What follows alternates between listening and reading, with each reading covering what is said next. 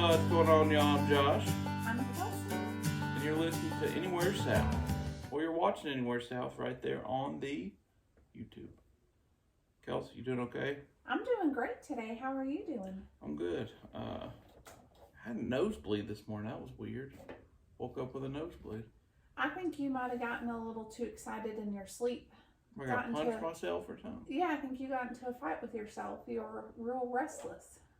Well, they say ourselves are our worst enemies. So maybe. if I whip my own, punch myself in the own face, then I guess that's true. Could be. Could have gotten tired of yourself. I could have. Or, I think it was you. I don't have that kind of strength. No, you've done some things. You've tried to stab me before. That was a pure accident. Twice. I think it happened twice. It probably happened about 9 times. I just didn't catch all of them. I only caught 2. When a woman is in the kitchen trying to cook, don't get in her way. I can't help it. She turns around like this, guys. She's chopping some stuff up. She turns around. Hey. And it's like, wait, well, what are you doing? She's done that. One time she was walking behind me. I didn't know she had a knife. That's why I got my pillows. If y'all wonder why I'm holding pillows, this is why. Because I'll just go like this and Kelsey will laugh. And then she'll gripe at me later on about, you need to quit with your hand.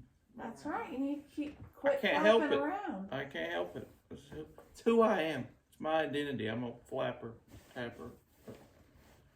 All right. So anyways, what was I saying? Oh, I was walking in the kitchen and she turns around and she's behind me. I didn't know it. And she was behind me. I stopped and I felt something go like this. Like that. Just the tip Poke of the me. blade. Just the tip. That's all. I stopped myself. That's all you need, just the tip. When it comes to, stabbing somebody, it still hurts, okay? Again, stay out of my way when I'm in the kitchen. That's ridiculous. If you wouldn't have been in there, it wouldn't have happened. You could have waited patiently for your dinner to be made. And I'm the one that taught her how to cook and everything. Oh, well, that's a lie. Do y'all see his nose growing? You YouTube watchers, you see that growing? No, I don't listen to her, okay? I taught her everything she knows. I will say I'm this. just kidding.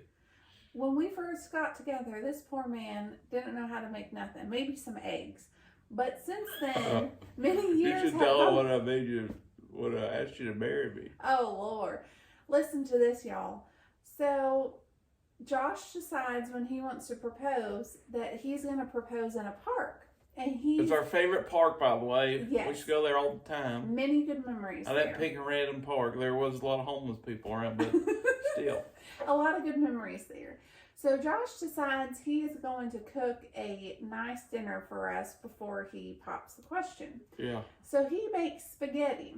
How he made the spaghetti, I do not know, because I was getting my hair done, so I was not there. And I met him at the park. And when he took this spaghetti out and put it on our plates, it was like a ball. Just a ball of noodles, no sauce. It's like the sauce disappeared. But I was a very kind and sweet woman, and I told him it was delicious, and I even had a second plate, even though I was eating dry noodles. Listen, Linda, that was the first time I ever made noodles. Didn't your brother come over to help you? No, he didn't help me. Did he just stand there and tell you what not to do? I don't remember. I don't even know. I think my car broke down and I was meeting you there, right? Yeah. And I think he just gave me a ride. Oh, so he didn't participate in the cooking? No, I don't think so. I think it was just my doings. But since then, I will say you have learned a thing or two, and you actually cook dinner for us a few nights a week, and you do a very decent job. You're a great smoker, and you're great on the grill. That's right. Did y'all hear that? She gave me my flowers now. Okay? She gave me my props. That's right. You've come a long way. Yeah, I have. And I cook more than she cooks now.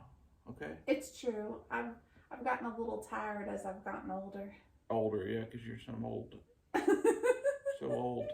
In my young old years. Yeah.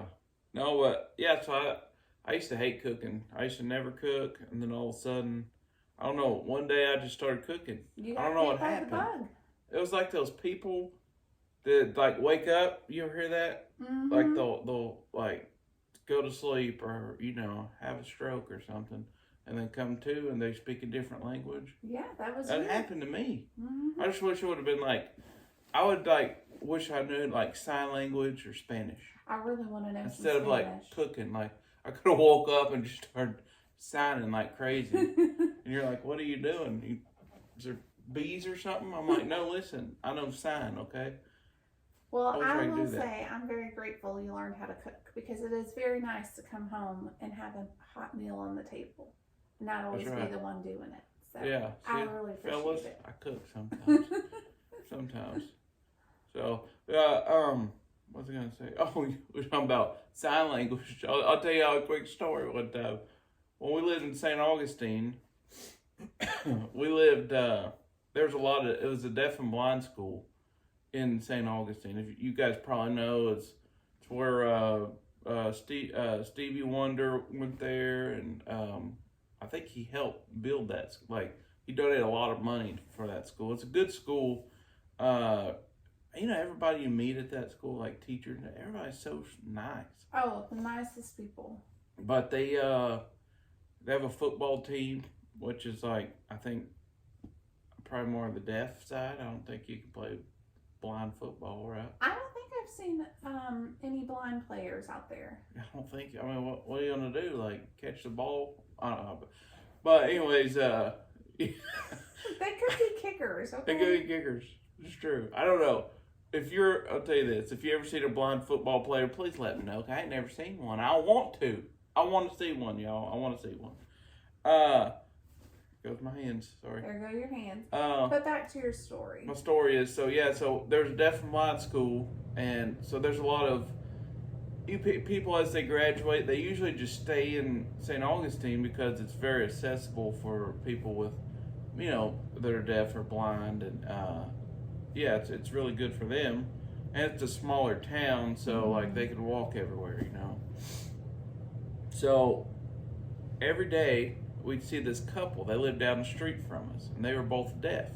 Well, come to think of it, I have a lot of stories that involve deaf folks. I got scared multiple times in the middle of the night from lady. I'll tell that one another time, but focus on this one. Yeah, so this couple was walking down the street. They do that every day, and sometimes she was griping at him, and I used to sit there and think, gosh, that guy's so lucky, right? I'd tell Kelsey, I'm like, he's so lucky. She's like, why? I'm like, gosh, she's jawing him like a Sunday salad, and he don't know, he can't hear it. It was like going. She was just going.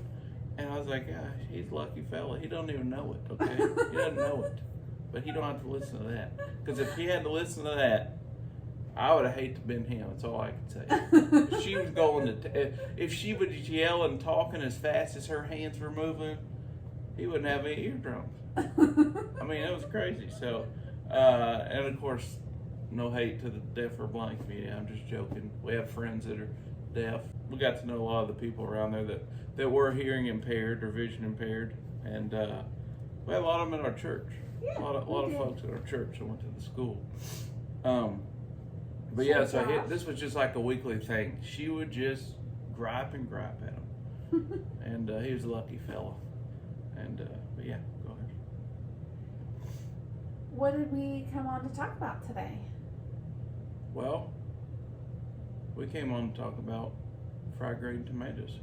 A little sweet town in Georgia. It's Juliet, Georgia, guys. If y'all saw our video, probably did. The one with the creepy music. It was short. I think there's a couple shorts, and the video of a little tour of Juliet, Georgia. Juliet, Georgia, and that is where they made fried green tomatoes. And Juliet, Georgia is just south of Atlanta, kind of before you get to Macon, right? Was it? No, it was no. north. Macon, yeah, Macon south. So, yeah, it was south of Atlanta, right between Atlanta and Macon. What was that town we stayed in? McDowell. South, not far from McDowell. Most people, if you've been through Atlanta, you've passed McDowell. You'll see it off the highway. So you just keep on going. You'll see signs for Juliet, Georgia. Oh yes, you definitely will. And it ain't that far from Atlanta, really. You hit my camera. I'm sorry. And sorry, if it's not an earthquake. We're not having an earthquake, okay? That was her kicking the camera. I'm sorry. You two people. Feel bad for them. But yeah, so it's about, I'd say, 30 minutes south of Atlanta. Yes, so if you're going through Atlanta for any sort of reason or you're staying in that area, it's definitely worth the drive. It's real easy to get to. Yeah, and they got the restaurant there, the Whistle Stop, which is from the movie.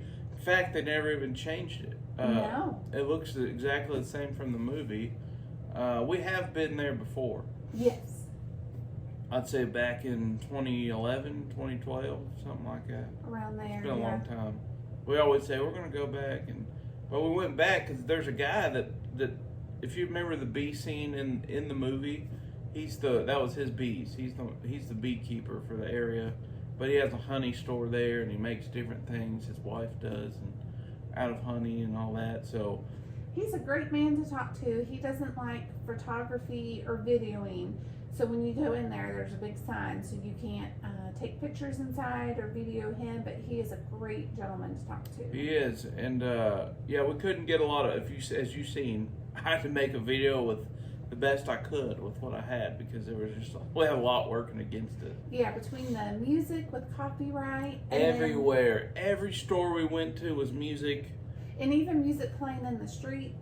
Yeah, which is great, but yes. It's not great when you're, trying to film. upload stuff on YouTube, because they've copywritten me several times. Yeah. One time I had a little bit of a tune in the background, and I could barely hear it, and it was a split second, and they got me. I think it has to be under 5 seconds or something like that. But yeah, so anyways, back to Juliet.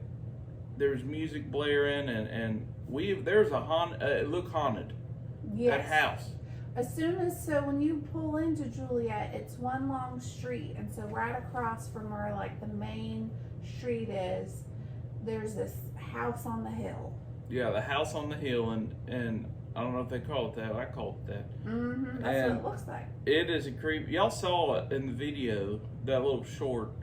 I just did a little glance of it and showed you the house. There was music blaring from that house. And it didn't look like nobody was home. No cars, no lights, nothing. It was abandoned.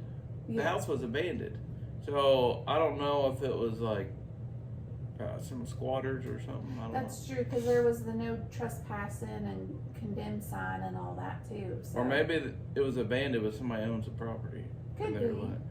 But it was just funny because it was like this haunted, creepy looking house, and then you had this old time music just blaring from it. Good soul music. Good music, yeah, it was good. We're just surrounded by music. And then we did eat at the restaurant, but the AC was out. And tell them how hot it was in there, Josh. It was, oh man, it was hotter than the center on front row on Sunday morning, I'll tell you that much. That's right. It was so hot, like when you went outside, it felt cool. And tell them how hot it was out there. It was like 98, 99 degrees. Humidity was almost 100% humidity. Yeah. Yeah. It was a summer day in Georgia. It was hot. And the inside was hotter. It was nuts. People were still in there, but people were trying to eat fast, and they had music playing. It was just a mess. I couldn't film anything. And we were trying to eat fast because we didn't know the AC was broke.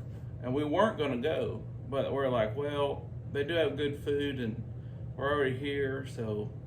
And we were we still had like a 5-hour drive, driving to Jacksonville, so... Yeah. It was... But I think that says something. If you're willing to sit and wallow in just stagnant heat to eat something, it's going to be good. And it was good. There's not a lot of places. I'll be honest, if it wasn't for her, I would have said, hey, I'm not eating here right now. I'll get my food to go. But, yeah, there's not a lot of places I'd sit out there and eat while dealing with that condition, but... Tell them about those fried green tomatoes. Good fried green tomatoes, one of the best. Because they're not too thick and they're not too thin, and then they're just right. Just right. And then the breading on them is nice too because it's lighter. It is, yeah. And we ended up getting some of the mix and we brought home. So we'll have to try that at home. I don't know if we can do it as good as they can, but we can give it our best effort. Yeah, we'll give it our scholar try there.